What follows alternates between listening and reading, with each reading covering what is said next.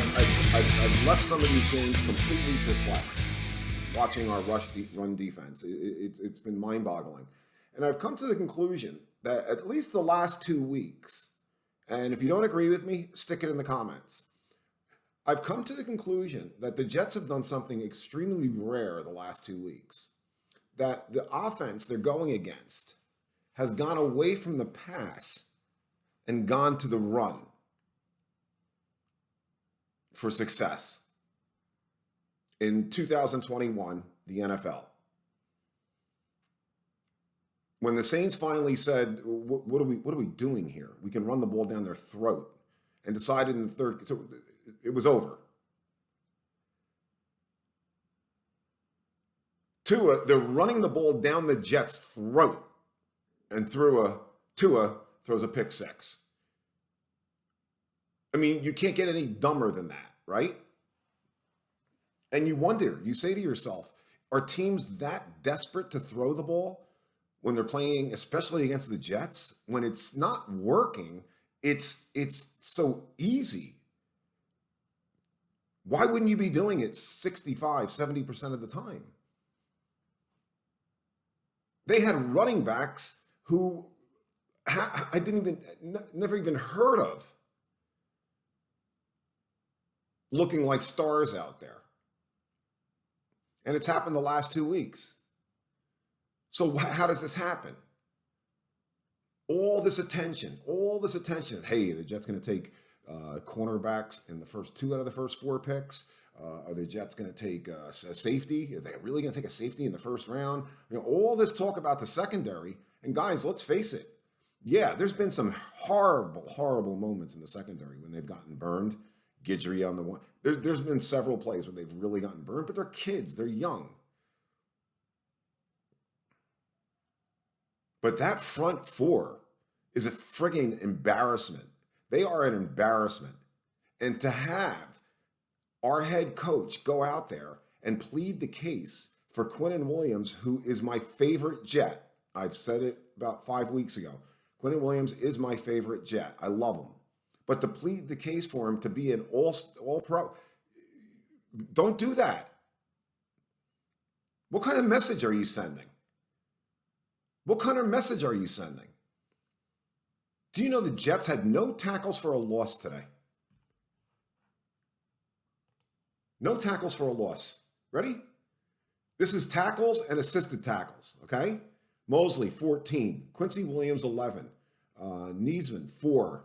Bryce Hall, 4. Elijah Riley, 6. Ashton Davis, 3 and 5. 8. Michael Carter, 3 and 2. 5. Brandon Eccles, 4. Did you hear all the players? There's not one lineman yet. Finally, Sheldon Rankins, 1 tackle, 2 assisted. 3. Quinnen Williams, 1. Yeah, his shoulder. All right. Sorry about that. Guidry, 2. Jonathan Marshall, 2. Blair, 2, both assisted.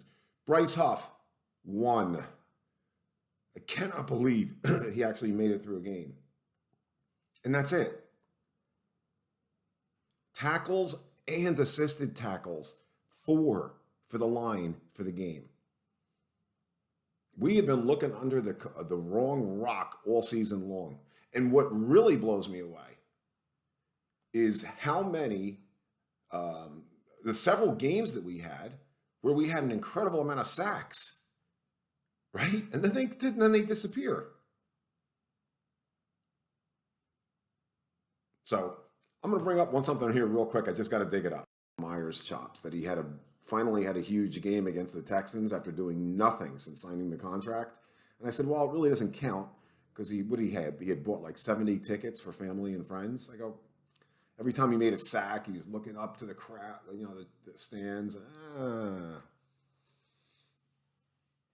then since then, squat, invisible, gone.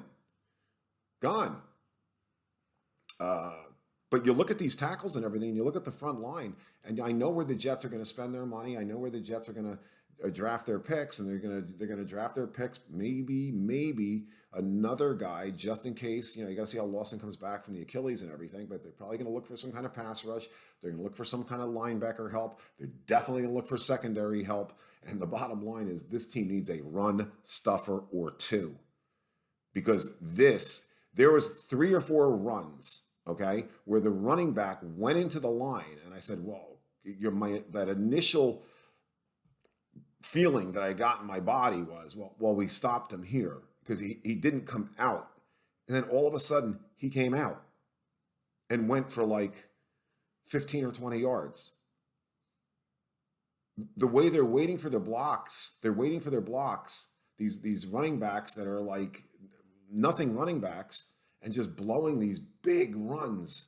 It's unbelievable. And I really do believe, this is going to sound, I know some of you guys are going to really disagree with me here. I believe the secondary has played better than the defensive line this year.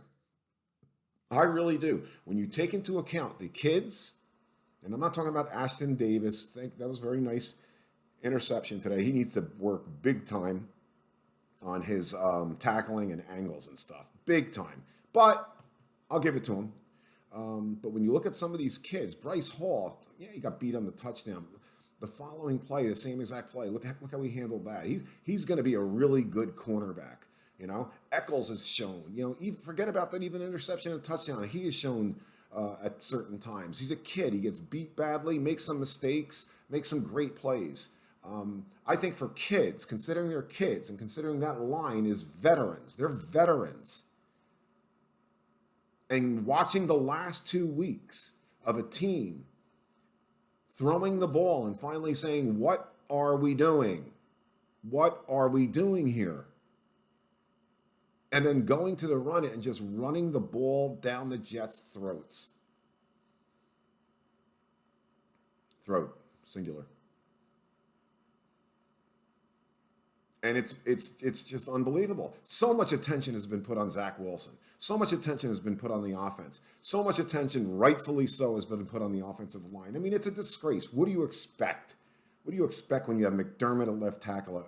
Even if it was for 3 plays, you have McDermott at left tackle and Feeney at left guard. I mean, what do you expect, right? How is McDermott are you telling me that now it's been several years now and you still have not been able to find a suitable, although he really is the 3rd left tackle. They're on the 3rd left tackle. And I'll say one more thing here, and this is going to create a firestorm, and I don't give a crap because I got a lot of hell in the preseason when I said this. I said this in the preseason. If you don't believe me, go back and look in the preseason video, my top 10 Jet outlook for this season, right? And I said, Mekhi Becton.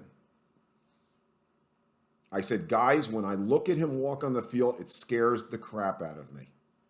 If he does not come into camp at 350, 355 max next year, Joe Douglas and Saleh have a lot to answer for if they're not finding the guy. If they're okay with the fact that he comes into camp at 375, 380 next year, because nobody could tell me that the length of this injury, everything about this injury, the foot problems, constant foot problems, isn't a weight issue.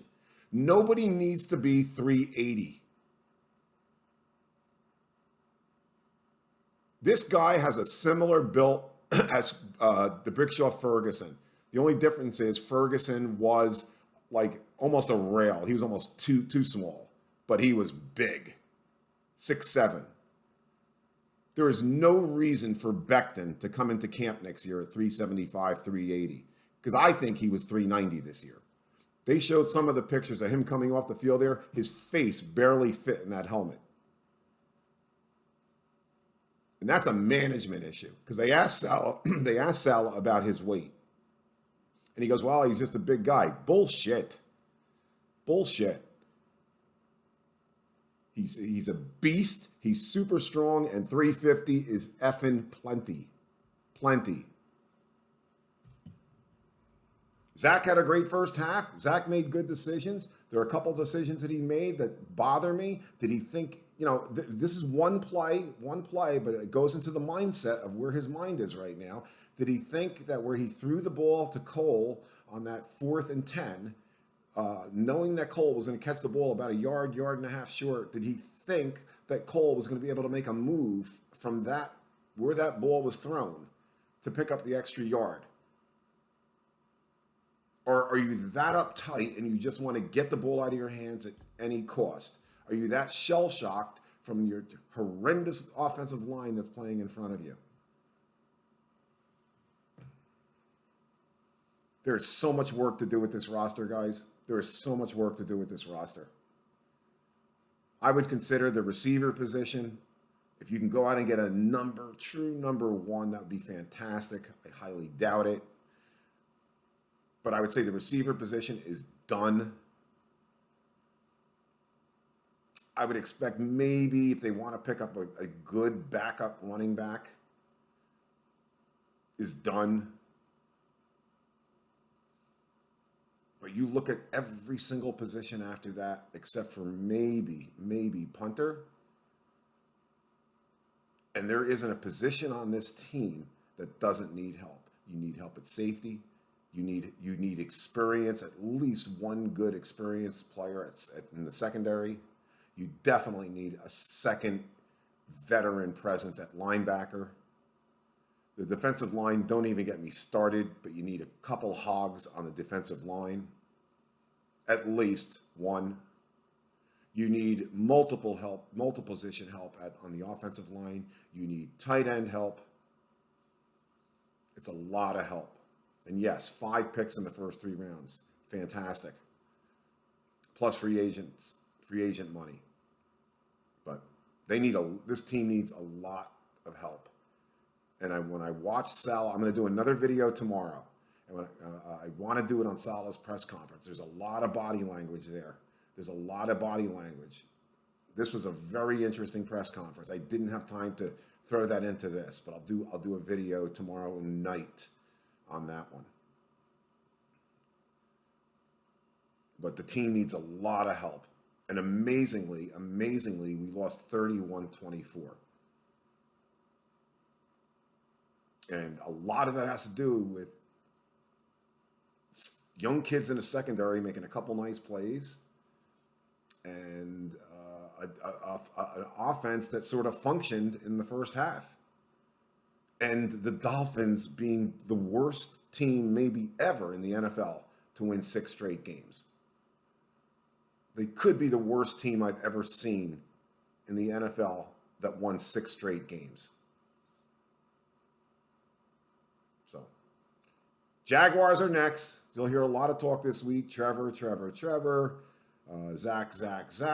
And it's time for Zach to put up a game. Does he have the help on the front line and in the receiving core? Is there enough there to be able to do that for him? I don't know. I don't have the answer for that one.